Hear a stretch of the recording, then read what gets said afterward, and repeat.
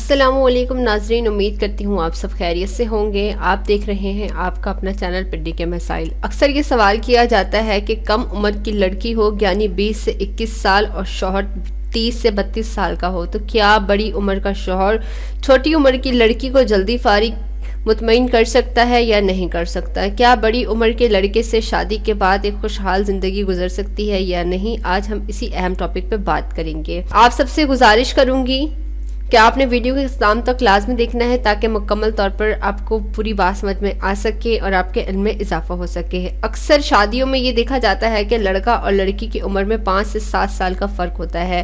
اس دوران اگر لڑکی کی عمر 21 سال اور لڑکے کی عمر 30 سال بھی ہو تو کوئی فرق نہیں پڑتا۔ ہم بستری کے دوران لڑکی کو فارغ کرنا بہت اہم کردار ہوتا ہے اور یہ ضروری نہیں کہ اس دوران لڑکی چھوٹی ہو اور مرد بڑی عمر کا ہو۔ عورت کو فارغ کرنے کے لیے عمر کا کوئی کردار نہیں ہوتا۔ عورت کو فارغ مختلف طریقوں سے کیا جا سکتا ہے، مختلف ٹیکنیک سے فارغ کیا جا سکتا ہے۔ شادی کے کچھ عرصے بعد عورت ہیلدی ہونا شروع ہو جاتی ہے اور اس کا جسم کھل جاتا ہے، اور جب عورت بچہ پیدا کرتی ہے اس کے بعد عورت اپنے شوہر کے برابر ہی نظر آنے لگتی ہے۔ عورت مرد کے مقابلے میں جوان بھی جلدی ہوتی ہے اور بوڑھی بھی جلدی ہوتی ہے۔